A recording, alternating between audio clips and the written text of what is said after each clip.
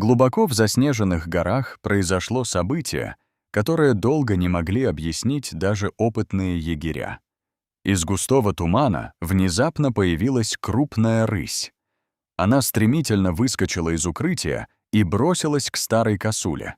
Казалось, все закончится мгновенно. Хищник был слишком близко. Но в самый последний момент произошло нечто странное. Вместо атаки рысь резко замедлилась. Она остановилась почти вплотную, внимательно посмотрела на животное и осторожно коснулась его морды. Вскоре из тумана вышли еще 3 рыси. Они окружили косулю, но не проявляли агрессии. В воздухе стояла необычная тишина, словно сама природа замерла, наблюдая за происходящим. Много лет назад, в период особенно суровой зимы, в этих горах случилась трагедия. Лавина накрыла самку рыси, которая была сильной и опытной охотницей.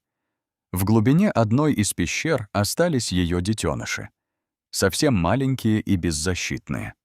Они были обречены, медленно слабея от холода и голода. В это же время неподалеку косуля потеряла собственного детеныша.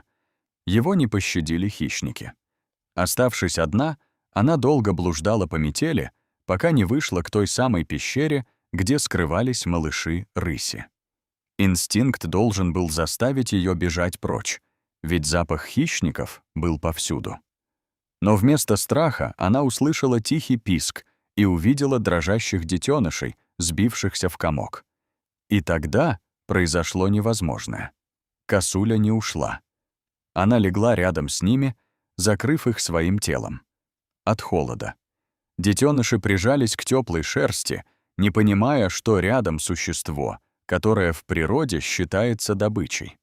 Для них это стало единственным спасением. Шли дни.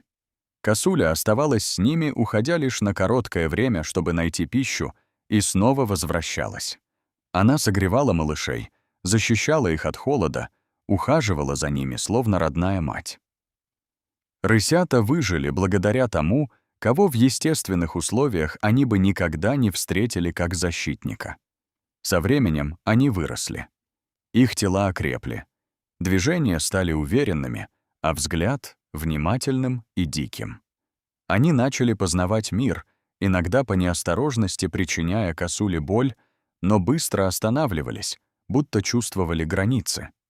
Хотя косуля не могла научить их охоте, она научила их главному — как выживать, как находить воду, как избегать опасности и не теряться в суровой природе. Позже молодые рыси начали самостоятельно добывать пищу. Но они никогда не уходили далеко.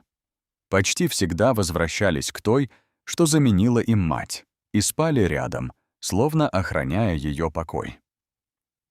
Прошли годы. Рыси выросли и разошлись по горам, занимая свои территории. Перед уходом они долго находились рядом с косулей, будто прощаясь с тем, кто дал им шанс на жизнь.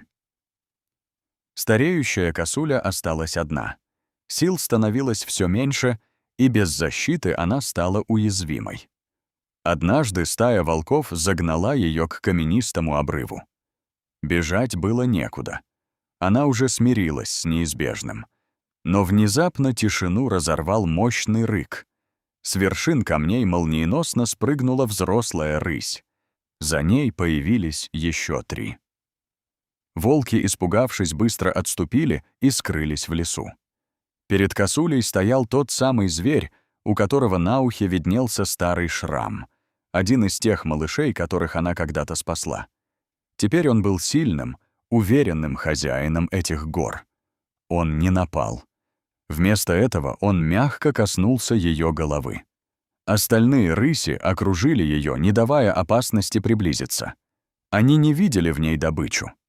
Они видели ту, кто подарил им жизнь. Несколько дней они оставались рядом, помогая ей восстановиться и защищая от любых угроз. Затем проводили в безопасное место, где было достаточно пищи и укрытий. Перед тем, как уйти, рыси будто оставили невидимый след. Знак того, что эта косуля теперь под их защитой. Она прожила остаток жизни спокойно. став живой легендой этих гор. Эта история напоминает, даже в самой дикой природе могут возникать связи, которые сильнее инстинктов и правил выживания.